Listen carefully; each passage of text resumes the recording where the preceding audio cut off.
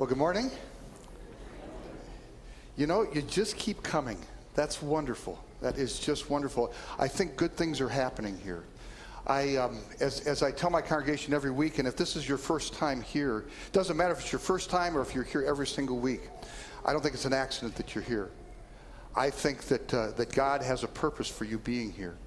And that not only that purpose includes some kind of feeding for you today, but a larger purpose and direction for your life. And in fact, that's what we're going to be talking about in today's sermon, the story of Noah. And to get at that, I'd like to show you, this is a little something I found on the internet. The internet's great because you can find everything you want, anything you want. The paper ship, isn't that cool? It's beautiful. By the way, the website, if you want to go on the website, you find that picture, you pop on the website, it'll show you how to make this paper ship. And it's beautiful, it's well constructed, it's got those cute little flags, and then at the top of the mast, it's got that one big pennant flag that goes back, and that puppy looks like it has a direction, like it's going someplace, right? And it's all illusion, because if you were to pop that thing down in the Des Moines River today, in the current, it would just drift aimlessly. Well, I thought about that as I thought about the people in the days of Noah. And we can't talk about the whole Noah story today. It's too long. It's 3 chapters long. There is so much in there. There's probably 4 or 5 sermons in there someplace. But I want to just focus on just those verses I read, and in particular, 2 terms, 2 ideas. The idea of evil and its companion wickedness, and the idea of righteousness.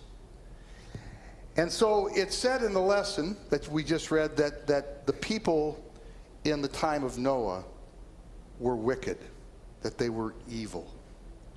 And when we hear that, we hear those kinds of words, wickedness and evil, it probably brings to mind certain definitions which are partially true and partially not true. When you hear the word evil, what's the first thing you think? I know what it is for me. It's Adolf Hitler. Right? That's evil. 50 million people died because of him. I think about people like Pol Pot in Cambodia. 5-6 million people die. The Khmer Rouge. I think about the ethnic cleansing in Rwanda. I think about drug lords. I think about gangbangers. Isn't that what you think of when you think of evil? You think it's these really bad people doing really bad things. But the Bible has a little different take on it. I'd like you to listen to what Jesus has to say about the people in the time of Noah. Listen, this is from chapter 24, starts with verse 37. It says, As were the days of Noah, so will be the coming of the Son of Man. For as it was in those days before the flood, they were eating and drinking and marrying and giving in marriage, until the day when Noah entered the ark. And they did not know until the flood came and swept them all away. And so it will be with the coming of the Son of Man. Evil. Eating and drinking and marrying and giving in marriage. That's all it is. It's just people who are going from one thing to the next, to the next, to the next, and it's all about me. The people in Noah's time, it's a me generation, and they went from this me thing to that me thing to this me thing to that me thing, and it's all about themselves. And that's what evil is in the Bible. That's what wickedness is when they're talking about it in the story of Noah.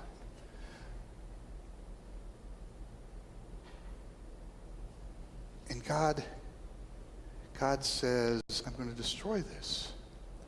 See, it's not gangbangers. It is that, for sure. That's part of it, to be sure. But it's really much, much more than that.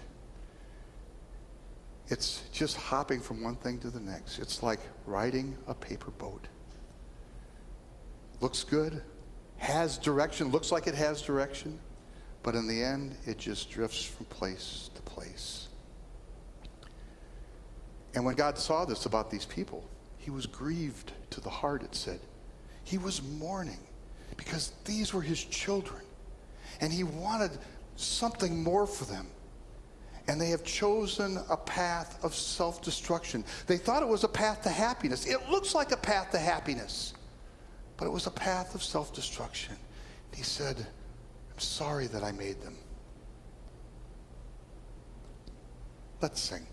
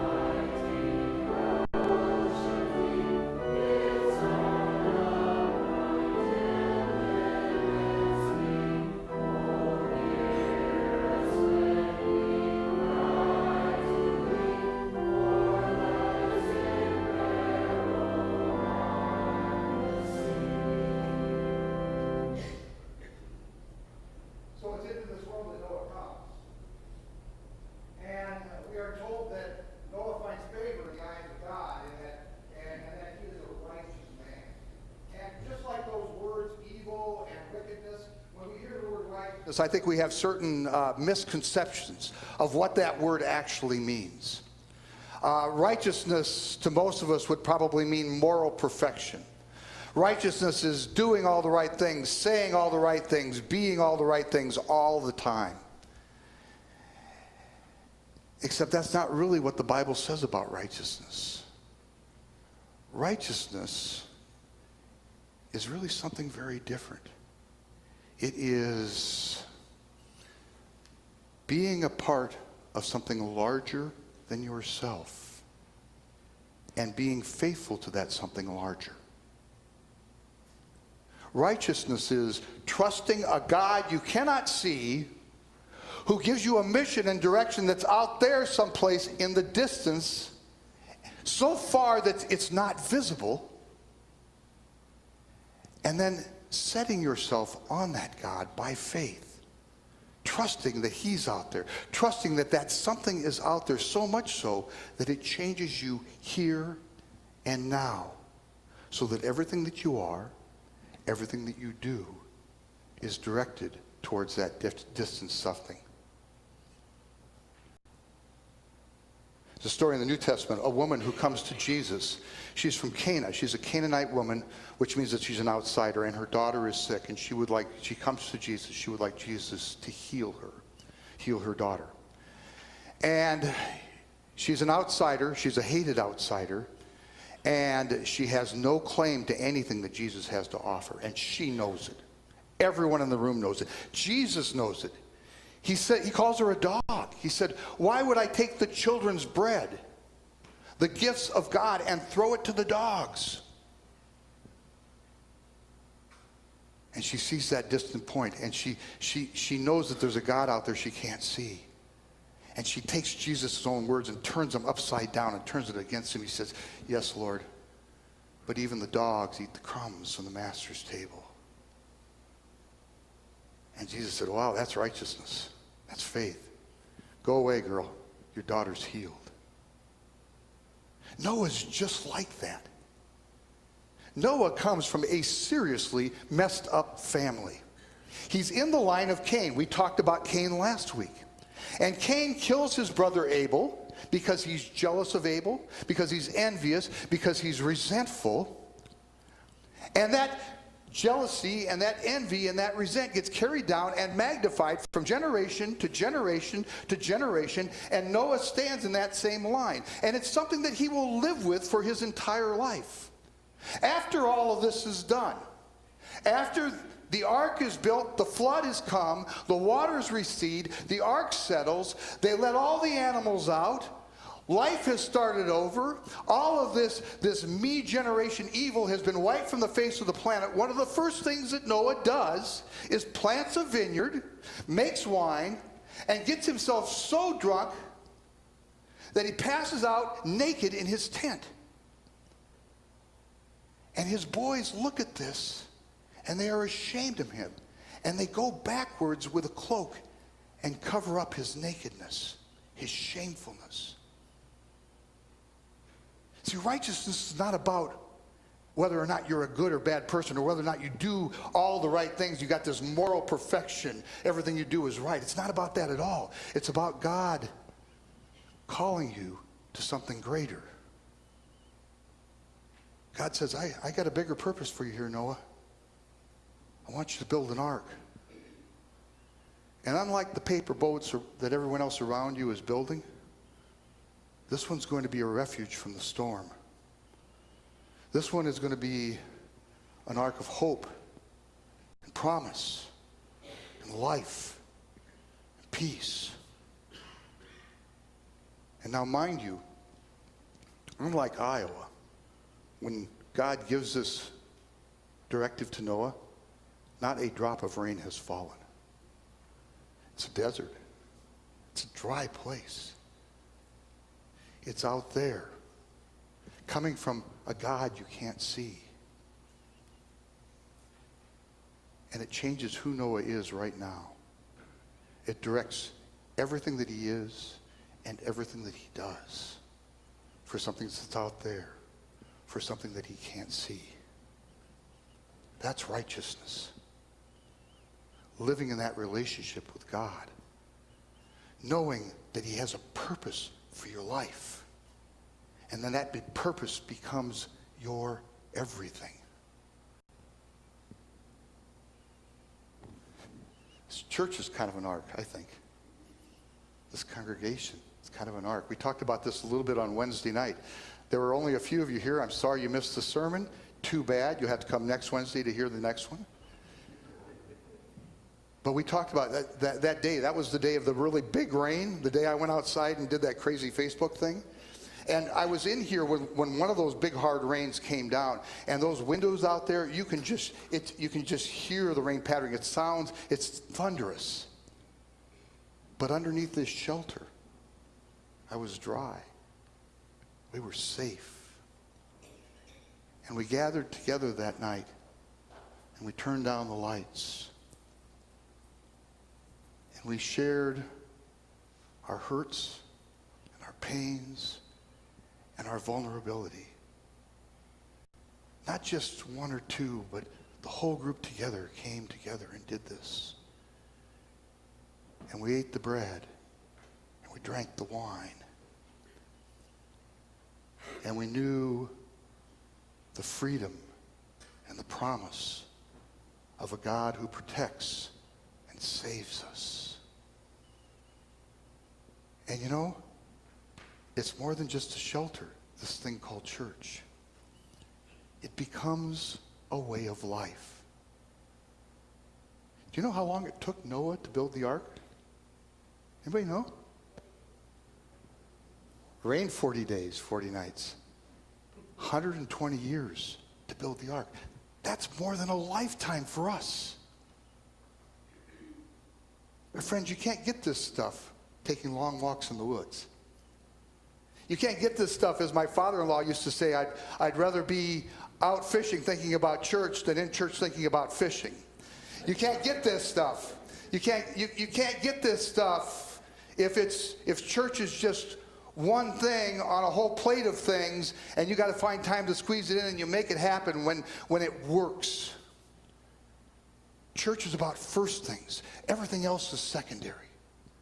Because that first thing is the direction. That first thing is the unseen God. That first thing is the purpose that puts all the other things in their place. Let's sing.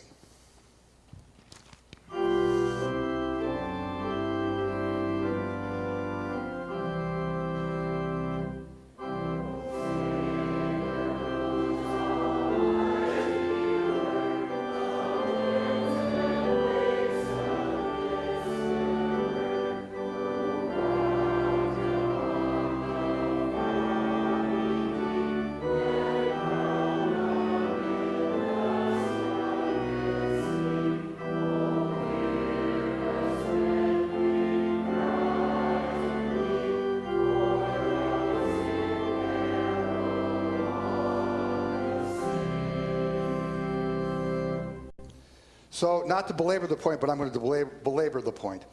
About a year ago, my wife and I took vacation time with some friends of ours from North Carolina, and we met down in Florida and spent a week down there. And so we were just sort of hopping from place to place to find free lodging wherever we could.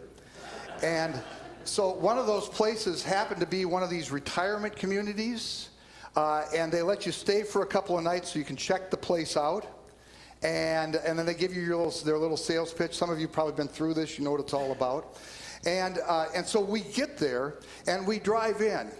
And there are all of these, it's called pickleball courts. I mean, there are 150 pickleball courts in this community, okay, or something like that. There are 2 golf courses that go through the center of this thing.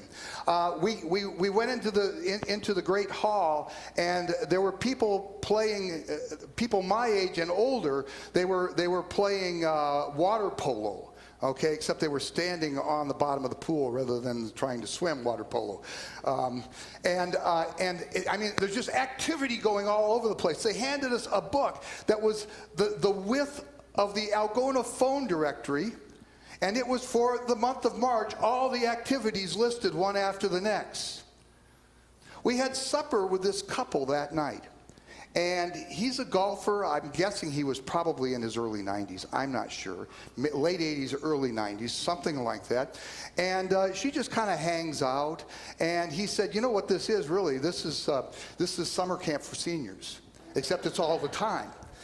And so we asked about that, and we asked him about his family. He said, well, they live up north. And he said, do you ever see them? Oh, they come down once in a while. We don't go back up there. When they want to see us, they know where we are. And, you know, he said, you know, and he got down to brass tacks. He said, I spent my life working and slaving to make sure that those kids had what they needed. And I did a good job of it. And you know what? Now it's my time. And, you know, there's something messed up about that. Now, for those of you that own properties at retirement villages, I apologize, okay? But there's something messed up about that, and I will tell you, I'm not being judgmental because I look at myself and I find myself falling in the same tracks. I love to golf, right? And you know that I love to hunt pheasants. And there is not enough bottom time in the world to satisfy my appetite to dive, okay? But and also sports. I love sports. When the Red Sox won their first World Series after all that long drought in 2004, I went nuts. I got to see it in my lifetime. I know that I won't be able to say the same about the Minnesota Vikings.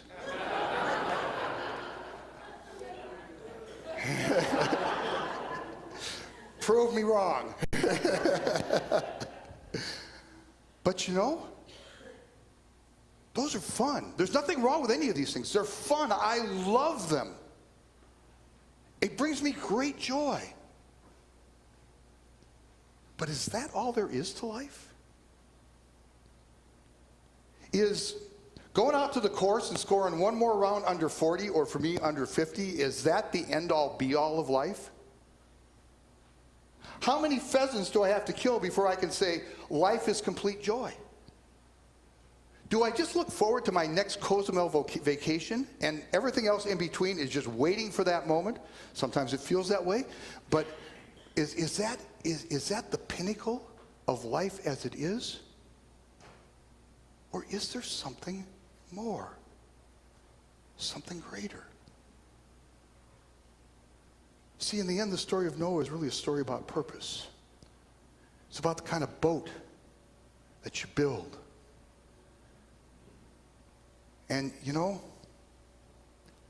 Noah's called to something else. You are called to something else. You're called by a God you cannot see. And he calls you to something that is not of your own imagination. And maybe not even of your own desire. Do you think Noah wanted to do this? And by the way, don't you think the neighbors thought he was nuts doing this? As they got in their own paper boats and sailed from one me thing to the next me thing, to the next me thing. So it might not be of your own imagination, and it's probably not of your own desire. And it's not about being perfect, morally, righteously. But God calls you to something else. And faithfulness to that changes your life. Mondays and Thursdays are just absolutely crazy around here.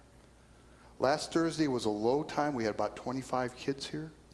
And I watch, and I'm with them for about a grand total of half an hour, 45 minutes a day. I'm wiped out after that.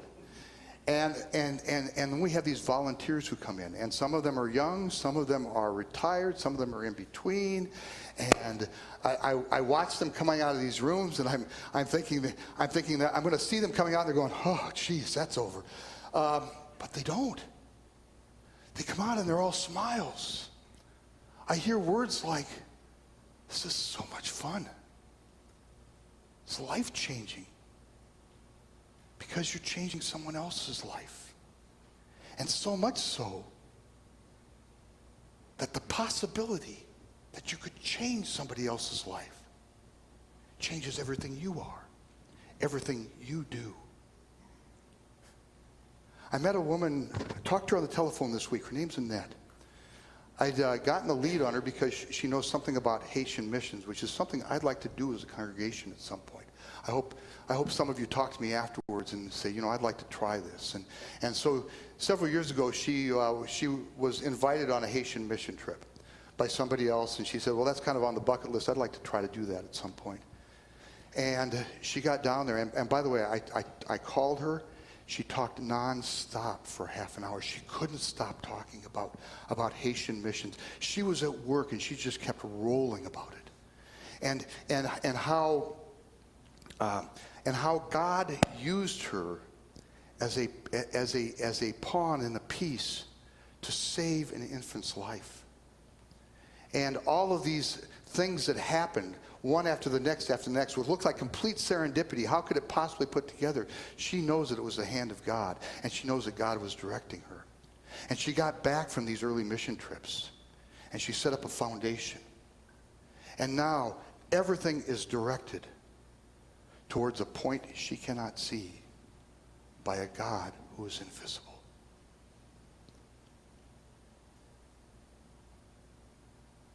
And God said to you, build an ark. Make it strong. Make it tall. Build it so that you can be protected from the storms all around you. Build it so that you can sail to a distant point and know the real happiness and the real joy and the real peace of having a purpose in life that makes a difference. And for that we give God thanks and praise. Amen.